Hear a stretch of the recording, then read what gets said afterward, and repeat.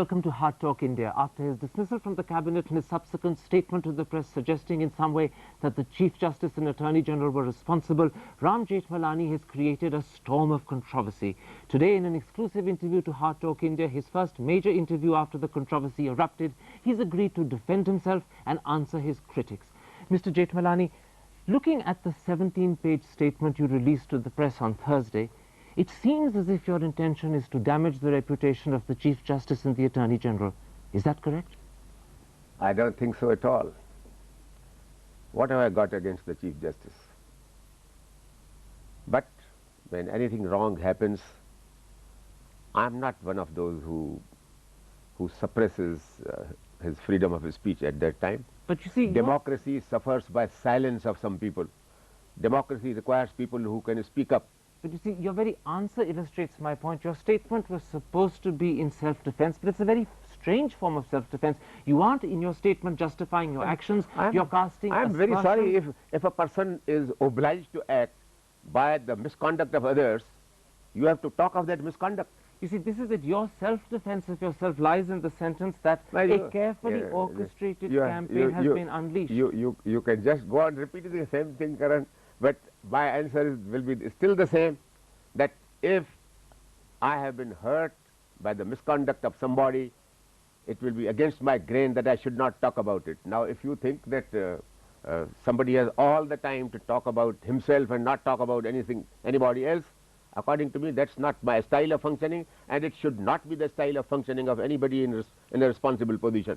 Exposure is the essence of democracy. But you see, you put your finger on it when you say you're hurt. Your critics turn around and say he's a bitter man who's hurt and he's now trying to hurt others. I'm hurt, not in the sense that it has caused me any fiscal loss, that I care much for that office which I was holding, but I'm hurt that things like this should happen and happen in the places where they have happened. Okay, let's then turn to the substance of your statement, and let's start with what you say about the Attorney General.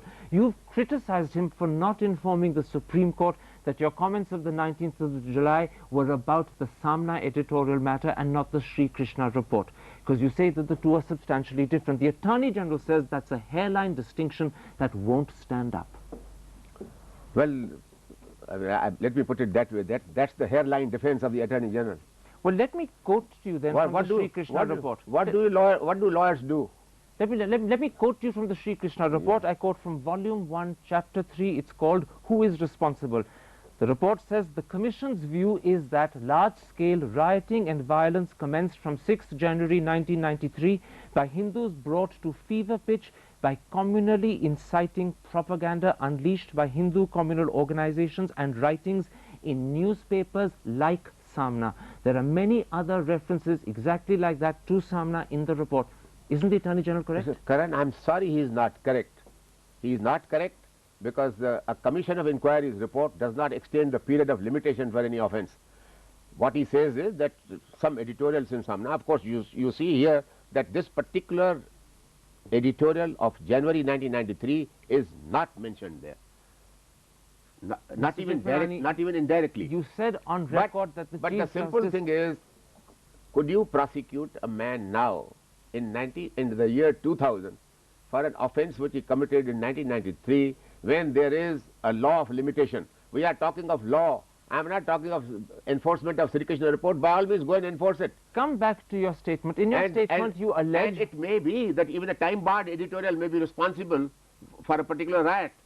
But question is, and that is the only question with which I dealt, and that is the only question on which I gave advice, that a specific prosecution for a specific offense in connection with a specific editorial is today barred by the law of limitation. Yes, but what do you say? And why should the Attorney General go on talking about it? But what do you say in your statement? But Karan, you see that the magistrate held exactly the same thing. I wanted that they should not do this kind of a stupid thing. Mr. Jethmalani, let's come back to your statement. What do you say in your statement? You allege that the Attorney General hadn't read his brief, that he wasn't master of his case. That's defamatory. Yes, he had not read the brief, I say so. How do you know? Huh? How do you know? I know it from all reports, because he had not, he was not in town, he turned up on the previous day, and I must tell you, I don't know whether I'm committing a breach of confidence, but expressly he telephoned to my daughter Rani. He said, I didn't know anything about it. He didn't have even the papers in court. Mr. Jethmalani, I put this to the Attorney General and he vigorously denies saying anything of the sort to your daughter. But now that's the whole trouble.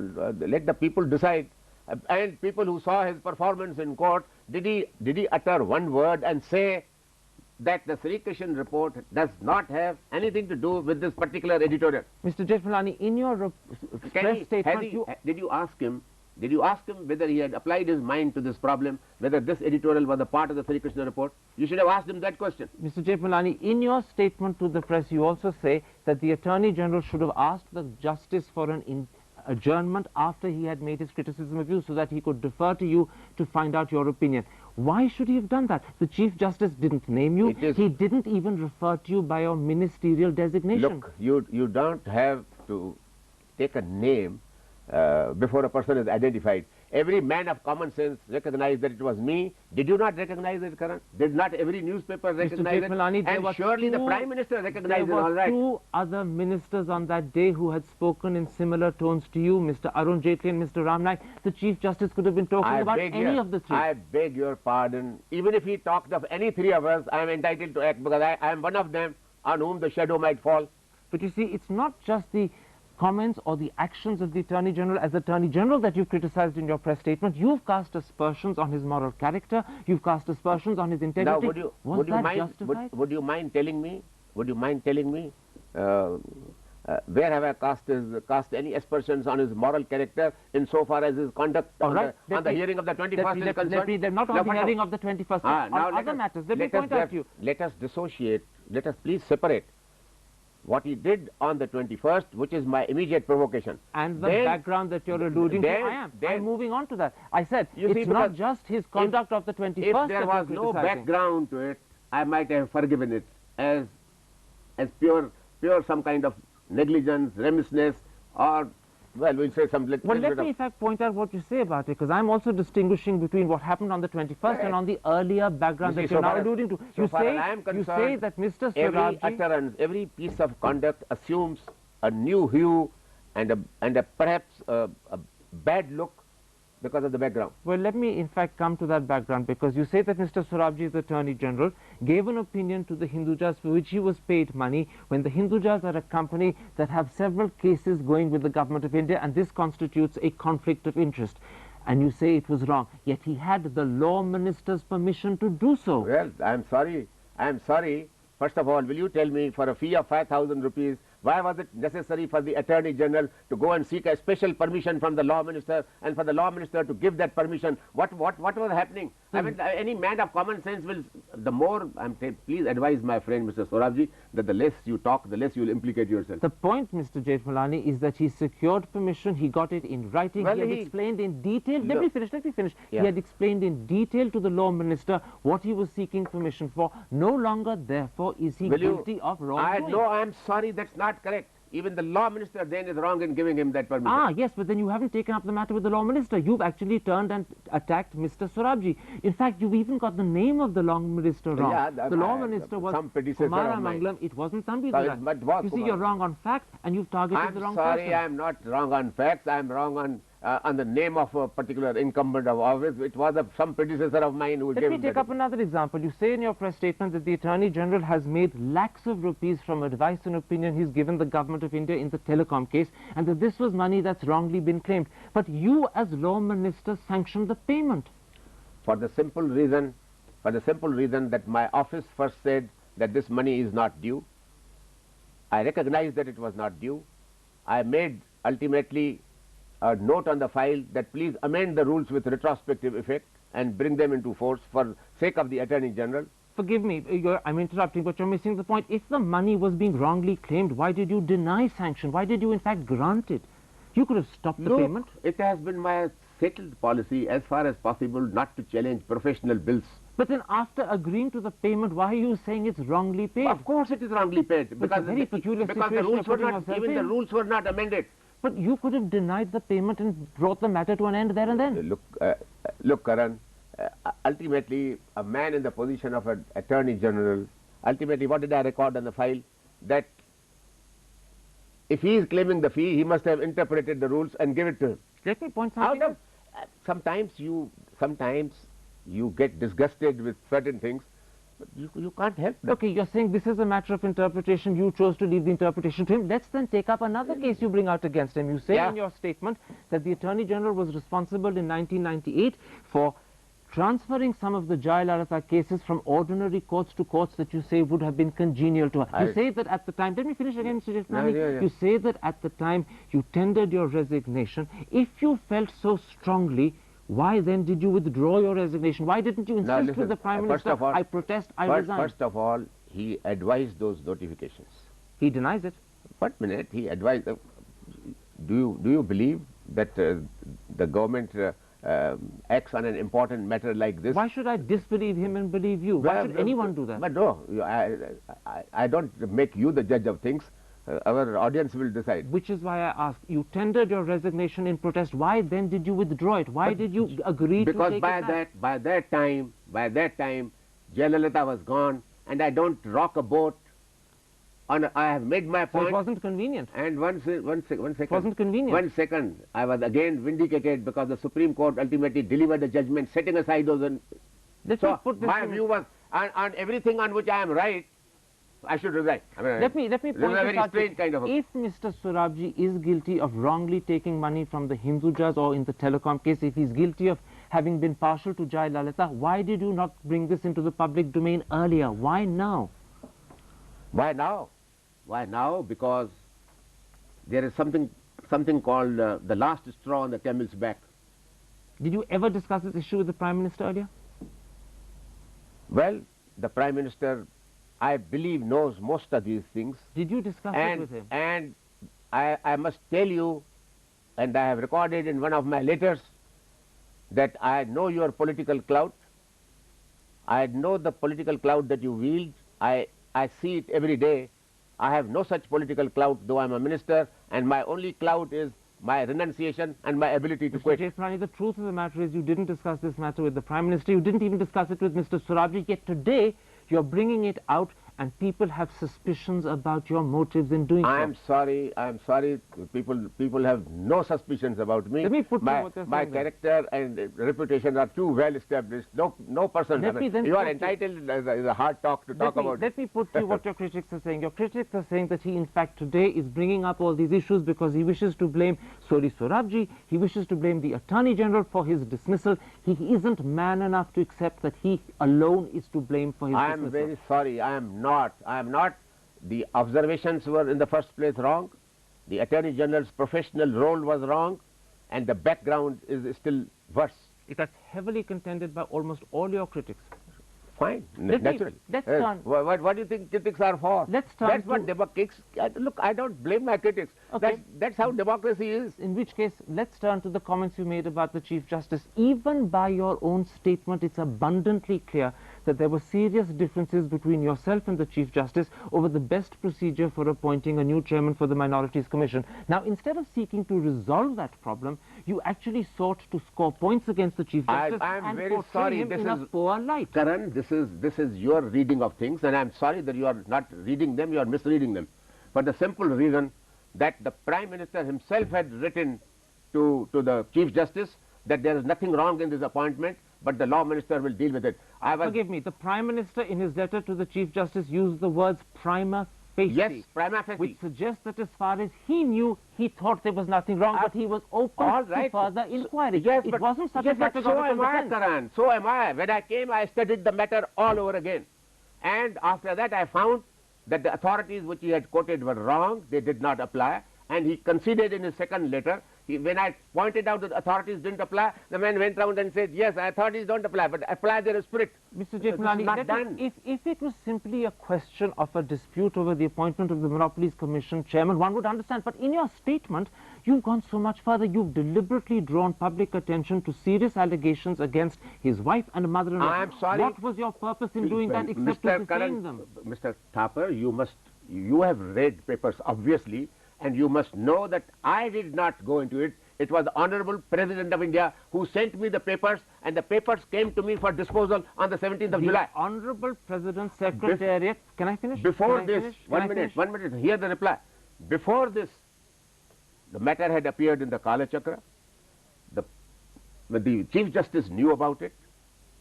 and the Chief Justice probably suspected that I had something to do with the circulation of these papers.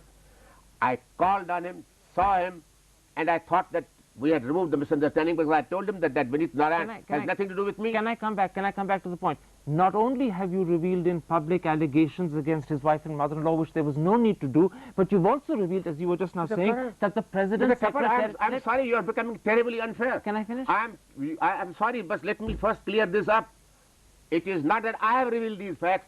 These facts are on the website. These facts are today available to everybody on the internet. These facts are in a magazine which is widely circulating, originally in Kala Chakra. It started in February 2000.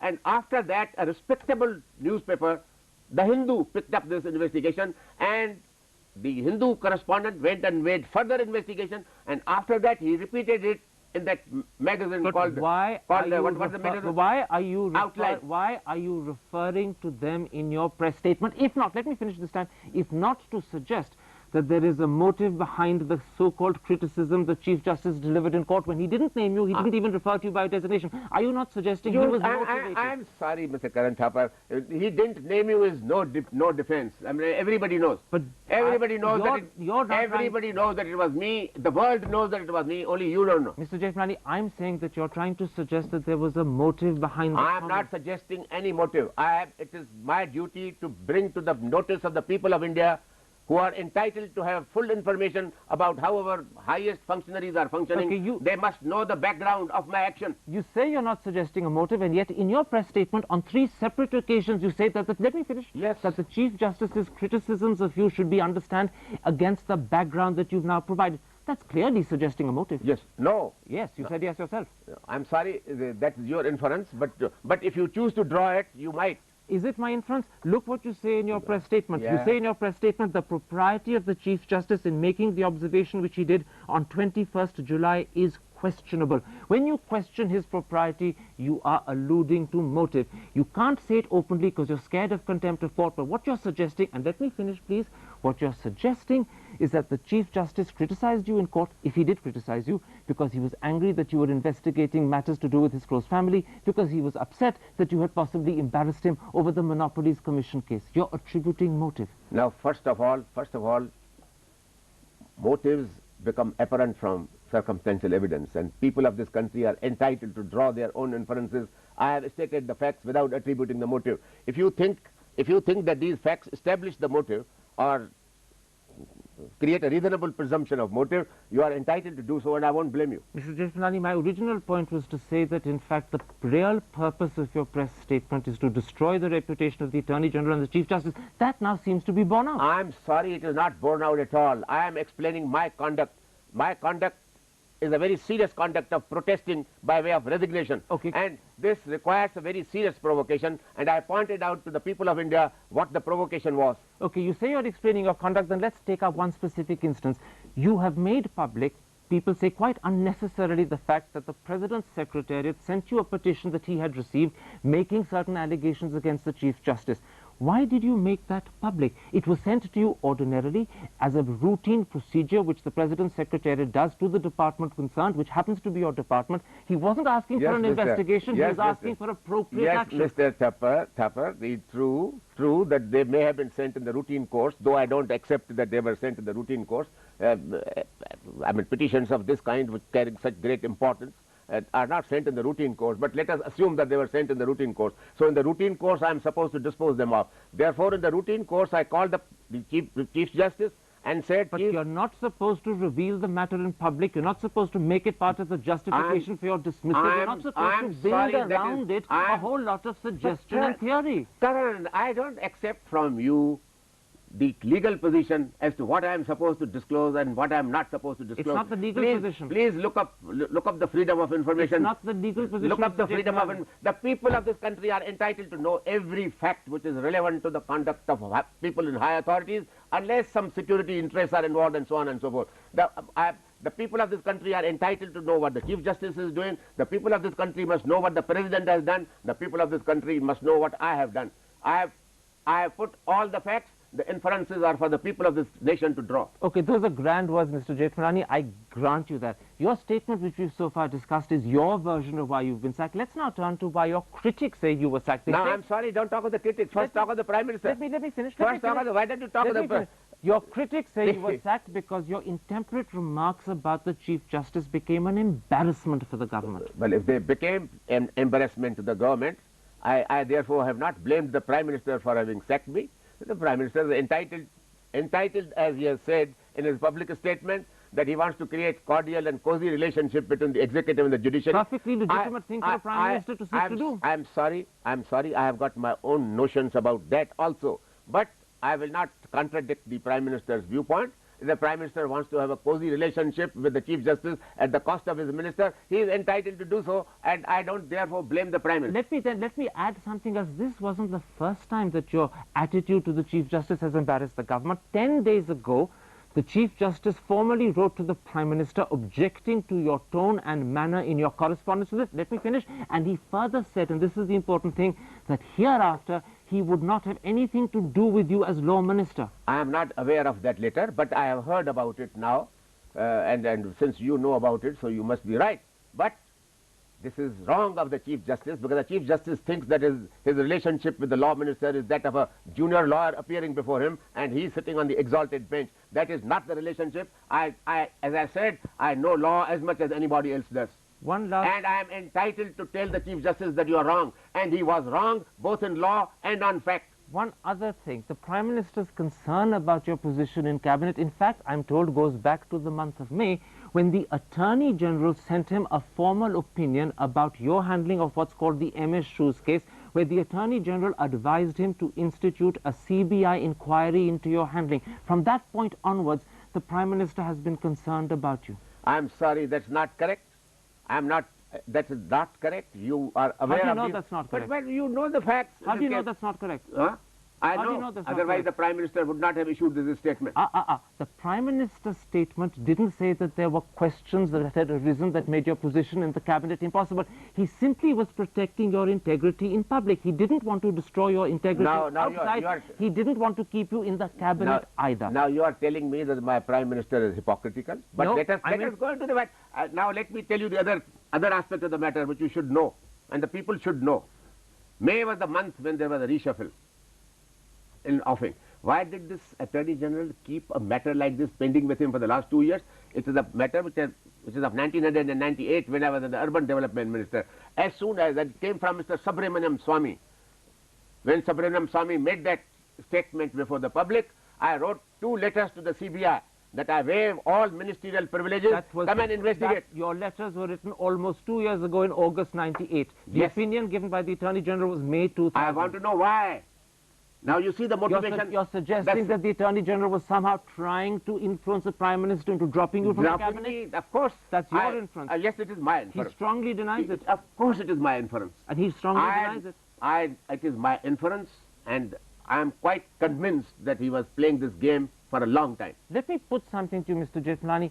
It's not just these incidents that have occurred where you've embarrassed the government. You've embarrassed the government in just the last 3 weeks over the new Tada bill, over autonomy for Jammu and Kashmir, and if press reports are to be believed, you've angered your Cabinet colleagues by the things you said in Cabinet over the Alliance Airways crash.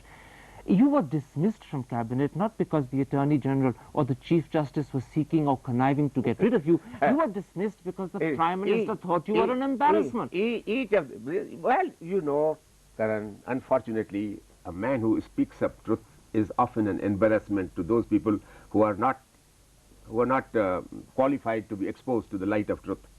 And that's unfortunately true. And can I put something now, one of these 3 things that you mentioned, since you have mentioned them, you please hear the explanation. Mr. Yadav, the aviation minister, got up and said that I have done exactly what Mr. Jethmalani suggests. All that I said was that the pilots are dead. Please do not make strong statements suggesting that it was a pilot error. There may be other errors which are still to be investigated, and your statements seem to preclude a fair inquiry. 1, 2, what was the other point you said? We're running out of time. Let me put it like this. Are you saying that far from being an embarrassment to the government, you were doing your moral duty as you saw it, and you were doing the right thing? I have always done the right thing, and I will not stick to office if if I had the slightest suspicion that I'm off the right track. So you have a clean heart. You haven't Look, besmirched anyone's there is- reputation. You've only defended yourself. We're I running have not out of only time, so I defended must push you. myself, but I want to maintain the independence and integrity of that institution. Today this Kala Chakra story or the Outlook story, which is now on the internet, somebody has to go into it. If There, if Mr. the Jethmalani, if the forgive me. reputation of the judiciary is to be saved. Okay, there, Mr. Jethmalani, forgive me. We must end this interview. You've aired your position. You've answered your critics to the best of your ability. Now the audience has to judge for itself exactly what opinions they wish to make. Thank you for this interview. My pleasure.